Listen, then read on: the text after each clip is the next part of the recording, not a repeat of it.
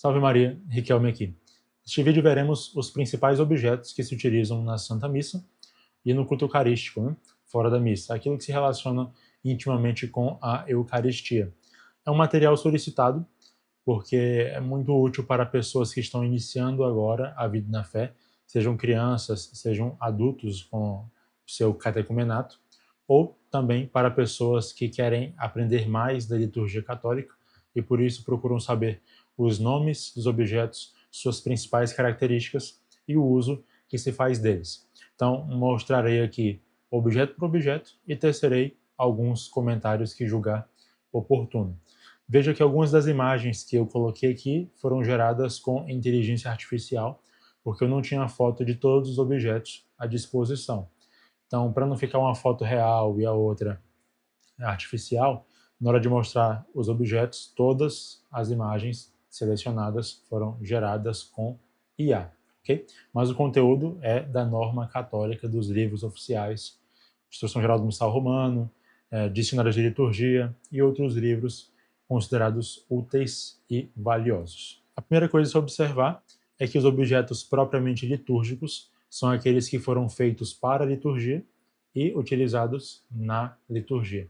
E alguns deles recebem nomenclaturas específicas, categorias. Por exemplo, cálice e a âmbula, que tocam diretamente à Santíssima Eucaristia, são chamados de vasos sagrados. Os tecidos que se utilizam conjuntamente com eles, como o sanguíneo, o corporal, são chamados de alfaias. E cada um desses materiais, cada um dos objetos litúrgicos possui, na sua confecção, um material tradicional e um material tolerado. Para as alfaias, o material tradicional é o linho. Para os vasos sagrados, ouro e prata, metais preciosos.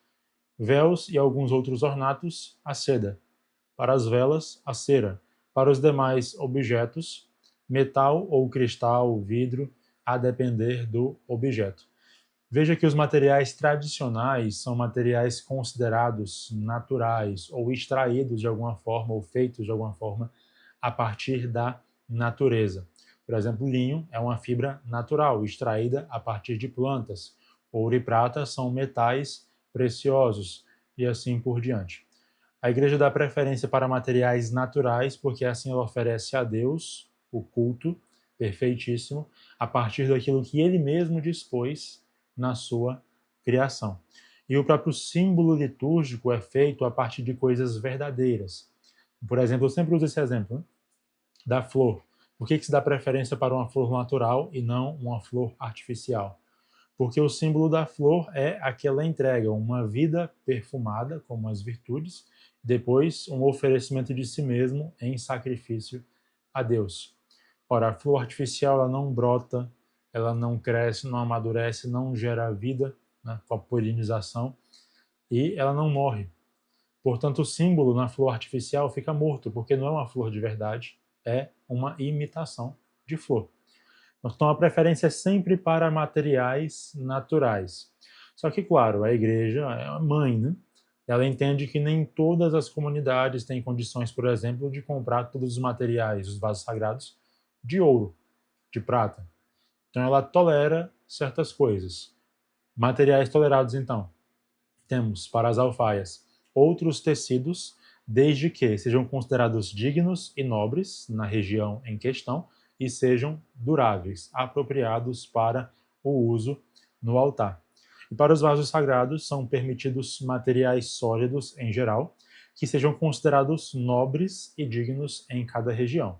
Mas o material da copa, onde vai tocar de fato a Eucaristia, este material não pode absorver líquidos. Veja que estas normas aqui para os materiais tolerados é dito que a Conferência Episcopal pode permitir o uso deles. Só que eu não conheço aqui no Brasil, nunca ouvi falar de um parecer oficial da CNBB na forma de lei. Se você já teve acesso a algo assim, conhece, por favor, comente aqui embaixo. Eu vou fixar o seu comentário para que mais pessoas saibam. Mas apesar de não ser tão conhecido, a princípio, um parecer oficial da CNBB, o que a gente mais vê nas lojas aí de materiais litúrgicos é o uso desses materiais alternativos. E como eu também não conheço nenhum manifesto, nenhuma nota, nada em contrário ao uso dessas coisas, uma nota por parte da CNBB, então me parece que há sim uma tolerância para o uso deles.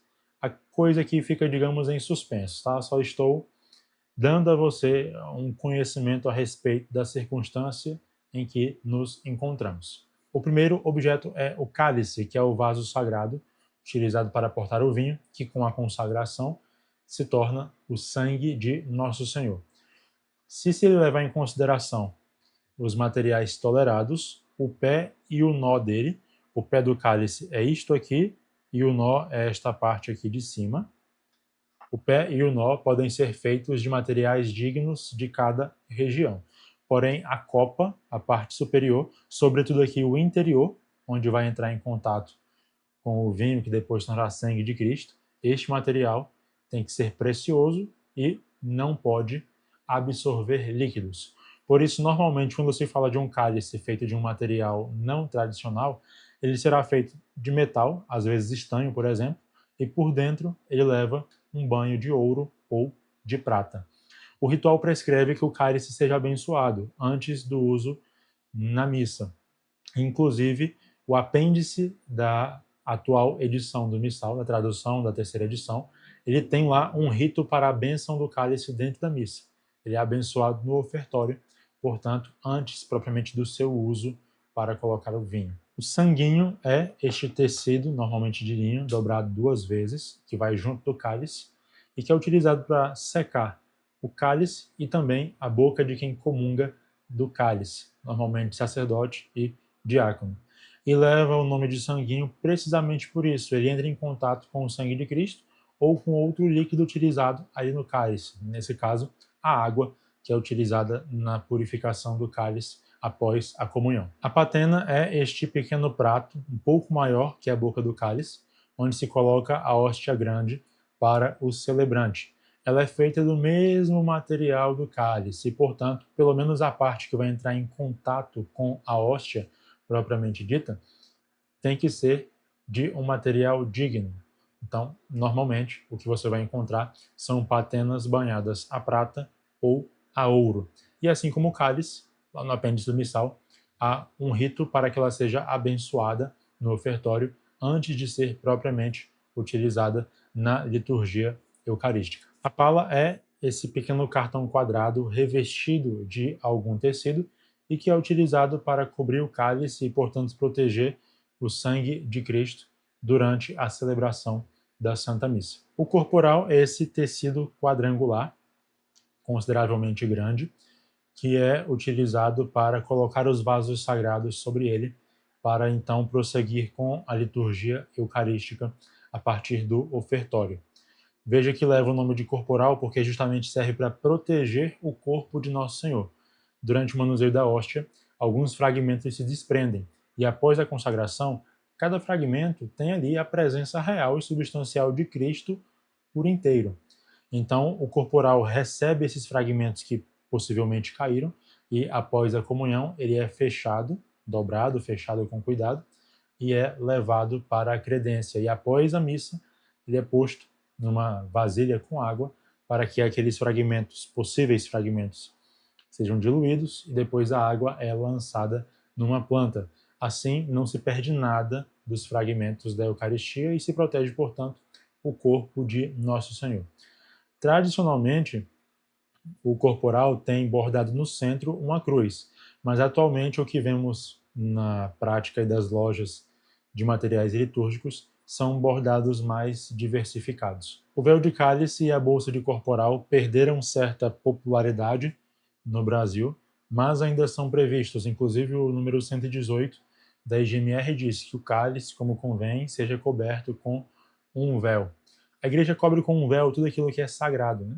Porque reserva a beleza daquilo para Deus. Somente Deus, que vê através do véu, pode ver então a beleza daquele objeto ou pessoa. Então a igreja cobre com um véu a porta do sacrário, o cálice, a âmbula que contém o Santíssimo Sacramento e também as mulheres. Claro que não é obrigatório, é apenas uma recomendação, uma prática tradicional. Mas o ponto é, o véu é um sinal de consagração, reserva para Deus aquilo que está coberto. O véu de cálice, que, pelo nome, né, cobre o cálice por inteiro com o que estiver junto dele, que no caso será o sanguíneo, a patena, a hóstia e a pala. Ele pode ser branco ou da cor do dia. Sobre ele vai a bolsa de corporal com o corporal dobrado dentro. Ela serve para proteger o corporal. Se acontecer algum acidente de cair ou acontecer alguma coisa, a bolsa estará protegendo e o corporal permanecerá fechado. Isso é salutar, sobretudo depois da comunhão, quando o corporal carrega consigo, possivelmente, fragmentos pequeniníssimos do corpo de Nosso Senhor. E a cor da bolsa acompanha a cor do véu de cálice. Se você quer saber como que se faz o uso desses dois, vou deixar no card aqui e na tela final um vídeo que já tem aqui no canal sobre o preparo da credência. Lá também é ensinado como que se faz o uso desses dois objetos, esses dois tecidos. Okay? Mas você só vai assistir quando terminar esse vídeo aqui, combinado? A âmbula é o vaso sagrado que se coloca o pão para consagrar na Santa Missa e também se utiliza para guardar a reserva eucarística no sacrário. Por entrar em contato com o corpo de Nosso Senhor, segue as mesmas regras de confecção do cálice. E o nome varia de lugar para lugar. Tem lugar que chama de âmbula, tem lugar que chama de cibório e tem lugar que chama de píxide, embora haja uma certa discussão sobre a validade do uso desses nomes. Como eu falei, a igreja cobre com um véu aquilo que é sagrado, então existe um véu para a âmbula. Este véu é sempre branco ou dourado e ele é utilizado quando a âmbula porta o Santíssimo Sacramento. Então, se a âmbula ficar com a reserva eucarística e vai para o sacrário, tem que cobrir com o véu.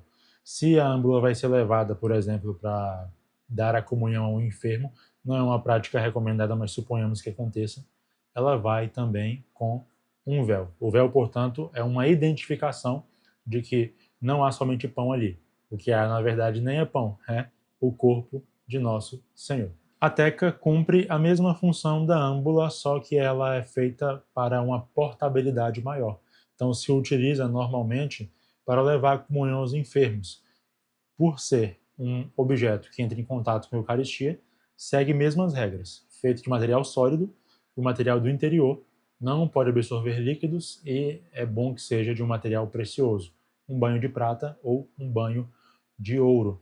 Os ministros extraordinários da Sagrada Comunhão normalmente vão usar a teca para levar a comunhão aos enfermos, justamente por essa portabilidade que ela dispõe. Sobre o pão, não há muito o que dizer, é pão. É a matéria a ser sacrificada e que vai se transubstanciar no corpo de Cristo com a consagração. Só gostaria de acrescentar que alguns lugares têm o costume de chamar o pão do celebrante de hóstia e o pão dos fiéis de partícula.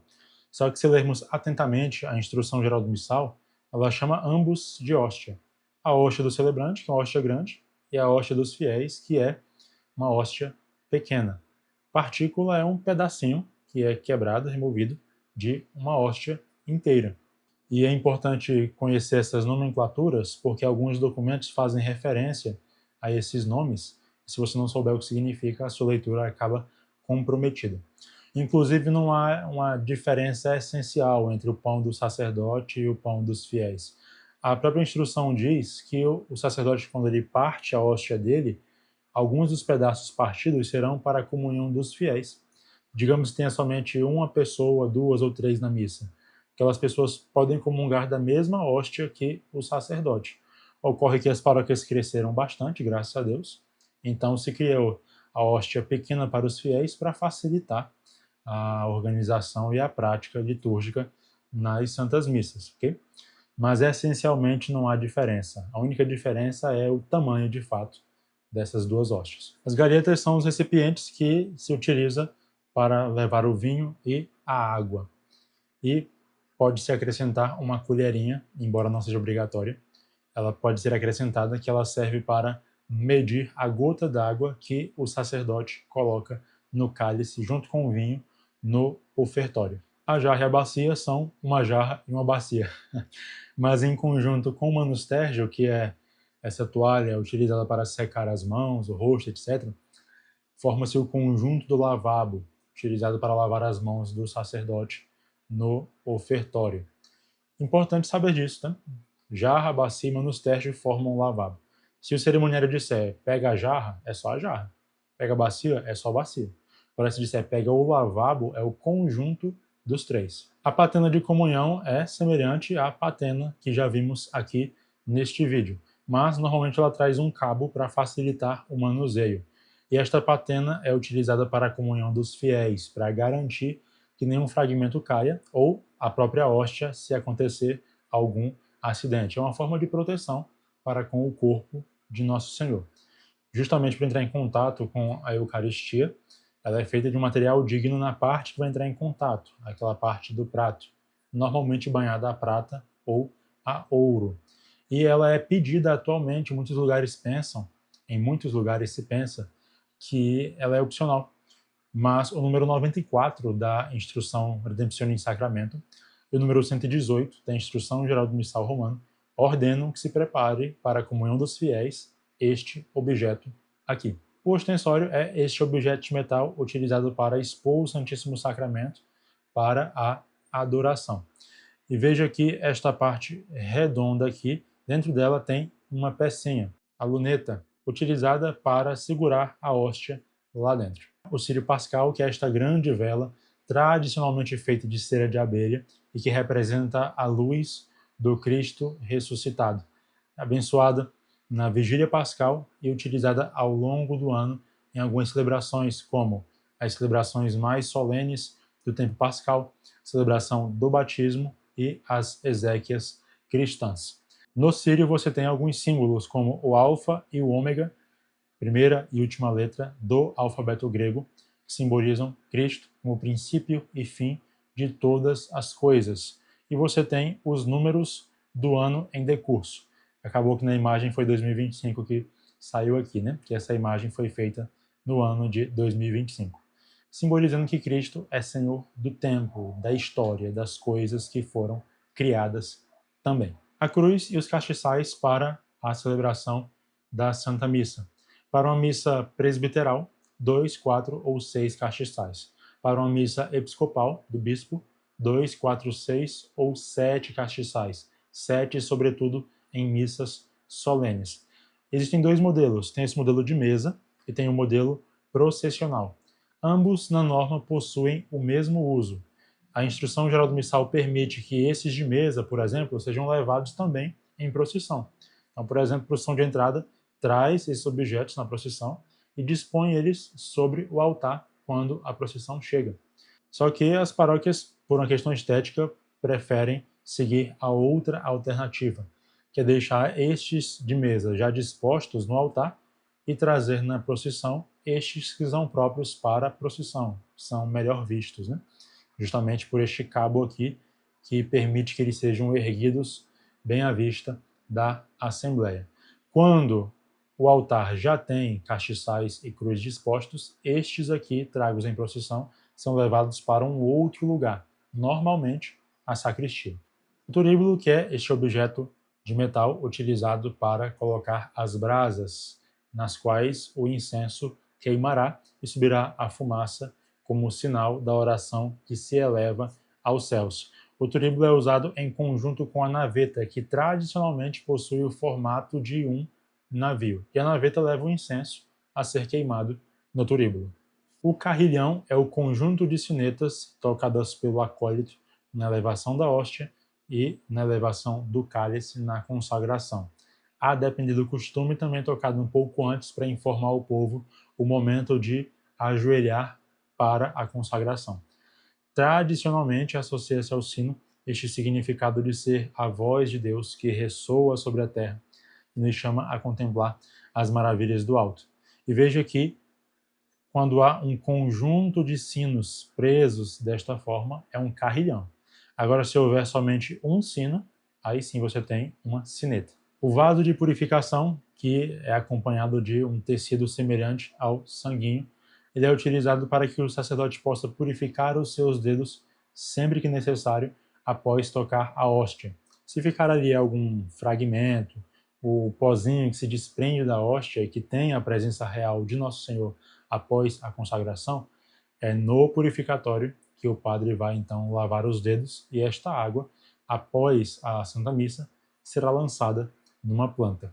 A caldeira e o aspersório, que formam esse conjunto de aspersão, da água benta sobre fiéis e objetos a serem abençoados, normalmente feita de metal. O sacrário, que é este objeto normalmente de metal precioso, ou pelo menos revestido de algo digno, seja metal, seja tecido, e que normalmente tem a forma de uma caixa ou de uma tenda, é utilizado para guardar a reserva eucarística para adoração e também para levar em comunhão aos enfermos. A toalha do altar, que é esta grande toalha que cobre o altar na Santa Missa e que é tradicionalmente feita de linho, é obrigatoriamente na cor branca e, por tradição, pode ter algum bordado, desde que esse bordado não predomine no tecido. Tem que ser de fato apenas um ornato ali, mas a maior parte tem que ser o tecido tradicional. Normalmente se atribui a esta toalha o significado daqueles tecidos com que Nosso Senhor foi envolvido para ser posto no sepulcro. A razão pela qual o altar nunca está descoberto, sempre há uma toalha sobre ele, mesmo fora da missa. O único momento em que o altar estará descoberto será aquele período entre o fim da missa da Quinta-feira Santa à noite, que é a missa vespertina da Ceia do Senhor, até o início da Vigília Pascal, sendo que no ato litúrgico da Sexta-feira Santa há um momento em que ele é coberto para se proceder com o rito da comunhão. O antepêndio e o frontal. Aqui eu vou atrair comentários polêmicos, né? Tradicionalmente, o antepêndio e o frontal fazem parte da paramentação do altar. Frontal é uma pequena faixa de tecido que pende na frente do altar, mas ela não chega até próximo do chão. É só ali na parte superior, na frente do tampo, que pode ter alguns bordados ou algumas inscrições, como essa aqui, Gloria in excelsis Deo, nessa nossa imagem de exemplo. Já o antepêndio é de fato uma placa que cobre toda a frente do altar. Pode ser uma placa de metal, de madeira, sobre ela é preso um tecido ou branco, ou dourado, ou da cor litúrgica do dia, a depender da ocasião e do uso. Em alguns lugares há até somente o tecido sem a placa de metal, de madeira, mas esse tecido é revestido de uma entretela dura para que ele possa ficar rígido ali na frente do altar. É uma forma de ornar o altar. Já deve ter visto, provavelmente, o uso de toalhas coloridas no altar, de acordo com o tempo litúrgico, né? Isso é, digamos, uma invenção recente. A toalha que cobre o altar tem que ser branca. O que pode ser de cor litúrgica é essa placa na frente do altar. Eu digo que atrai comentários polêmicos porque a reforma litúrgica não menciona esses dois. Os livros litúrgicos atuais não mencionam. Porém, se formos observar a prática do uso romano, eles ainda estão presentes em muitos lugares, inclusive no Vaticano. É possível ver o uso no domingo de Páscoa e também no domingo de Pentecostes. O uso de um antepêndio branco, dourado e um vermelho, respectivamente, nesses 2 dias. Eu, inclusive, vou deixar aqui na descrição o link dos vídeos ao vivo, né, das missas que foram transmitidas em que o uso desses 2 materiais foi feito. Enfim, o conopel é o véu do tabernáculo do sacrário, que pode ser sempre branco ou da cor litúrgica do dia. Nos sacrários fora da parede, ele pode assumir o formato de uma tenda, cobrindo todo o sacrário. Nos sacrários dentro da parede, ou do retábulo, ele costuma ser somente uma cortina ali, fixada, seja do lado de fora, seja do lado de dentro do sacrário. Veja que eu coloquei nesse slide somente os objetos básicos, principais, ou que normalmente serão vistos na sua paróquia ou em missas que você assiste online. Na tradição da igreja, há diversos outros modelos destes que foram apresentados aqui, e também há outros objetos que não foram mencionados aqui. Inclusive, se eu esqueci de algum objeto interessante, importante, legal de saber, comente aqui embaixo para que outras pessoas conheçam também. E claro, esses meus comentários aqui não foram técnicos, não fiz aqui uma aula de história sobre os objetos litúrgicos. Foi mais uma coisa de improviso para apresentar esses objetos a quem tem curiosidade de conhecer. Não se esqueça que deixarei aqui na tela final o vídeo sobre o preparo da credência para a Santa Missa e o uso do véu de cálice. Espero que tenha sido de bom proveito. Glória ao Pai, ao Filho e ao Espírito Santo, como era no princípio, agora e sempre. Amém.